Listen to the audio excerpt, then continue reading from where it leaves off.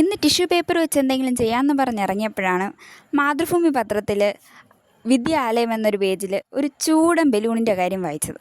അത് വായിച്ചപ്പോൾ നമ്മുടെ വീട്ടിലെ സാധനങ്ങളൊക്കെ മതി, പിന്നെ നമ്മൾ ഉണ്ടാക്കി ഇറങ്ങി. ആദ്യം വേണ്ടത് ഒരു കവറാണെങ്കിൽ എൻ്റെ വീട്ടിൽ തപ്പിയിട്ട് കാണാനേ ഇല്ല. ഉള്ളതാണെങ്കിലോ വലിയ കവറ്, അതിന് സൈസിന് ഈർക്കിൽ ഞാനെവിടെ പോകാനാണ്. അതുകൊണ്ട് അസൈൻമെൻറ്റ് പേപ്പറിൻ്റെ കവർ അങ്ങോട്ട് എടുത്ത്, പിന്നെ 4 ഹോള് അപ്പുറത്തും ഇപ്പുറത്തും ഒക്കെ ഇട്ട് ഈർക്കിലും അങ്ങോട്ടും ഇങ്ങോട്ടും കൊരുത്ത് വെച്ച് സെറ്റാക്കി എടുത്ത്. ഈർക്കിൽ കോർത്തെടുത്ത് നൂലും കൂടി കെട്ടാൻ മറക്കരുത്. പിന്നെ നടുക്കും കൂടി ഒരു നൂല് കെട്ടിക്കോ. അത് കഴിഞ്ഞിട്ടുള്ള പരിപാടി എന്ന് പറഞ്ഞാൽ കാർഡ്ബോർഡ് ഒട്ടിക്കുകയാണ്. ഡബിൾ സൈഡ് ടാപ്പ് എടുത്തിട്ട് കാർഡ്ബോർഡൊന്ന് ഒട്ടിക്കുക, വീഡിയോ കാണുന്ന പോലെ. ഈ കാർഡ്ബോർഡ് ഒട്ടിക്കണവരെ വളരെ വളരെ കറക്റ്റായിരുന്നു. അത് കഴിഞ്ഞ് എന്താണോ എവിടെയാണോ എന്ത് സംഭവിച്ചു എന്നൊന്നും എനിക്കറിയാൻ പാടില്ല. ഈ കാർഡ്ബോർഡ് ഒട്ടിക്കുന്നതിന് മുമ്പ് ഞാൻ ക്യാൻഡിൽ ഒട്ടിക്കാൻ മറന്നുപോയി. പിന്നെ അങ്ങോട്ട് കുറേ മൽപ്പിടുത്തമായിരുന്നു. അപ്പോഴാണ് സുരാജ് വെഞ്ഞാറമൂടിൻ്റെ ഒരു ഡയലോഗ് ഓർമ്മ വന്നത്. പിന്നെ ഇങ്ങനെയൊന്നും അല്ലടാ, ഇത് നമുക്കിന്ന് പോണ്ടേ.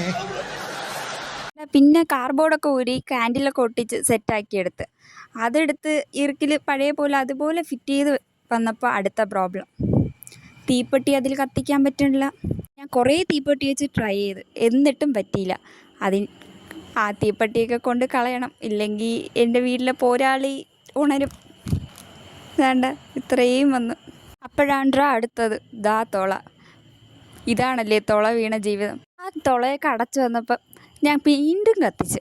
അപ്പം ചെറുതായിട്ട് എൻ്റെ മേശമേൽ കിടന്ന ആ തുണി ഒന്ന് കത്തി.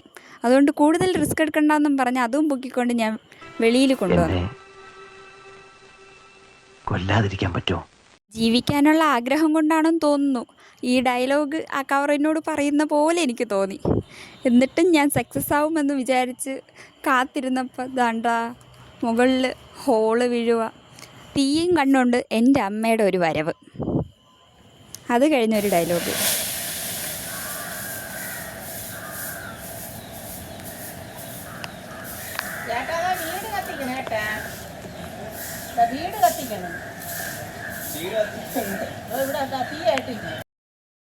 ഡയലോഗും കേട്ടിട്ടും തളരാതെ ഞാൻ വീണ്ടും ആ ഹോളെല്ലാം അടച്ചു കഴിഞ്ഞപ്പോൾ തീയും പുകയും എല്ലാം കൂടിയായിരുന്നു.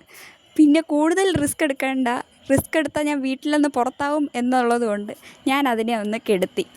ഇതൊക്കെയായിരുന്നു. മലപ്പുറം കത്തി. കുറച്ചുകൂടെ കഴിഞ്ഞിരുന്നേ ഞാൻ ഇപ്പോൾ വീട്ടിൻ്റെ വെളിയിൽ കിടക്കേണ്ടി വരുമായിരുന്നു. ഇത് ആ പത്രത്തിൽ എഴുതിയ ആളെ ഞാൻ ഒരിക്കലും ഒന്നും പറയത്തില്ല. ഇതെൻ്റെ കുഴപ്പമാണ്, എൻ്റെ മാത്രമാണ്. പിന്നെ അതെല്ലാം കൂടി പൊളിച്ച് പറക്കി വെച്ചപ്പോൾ എനിക്കൊരു മനസ്സമാധാനം.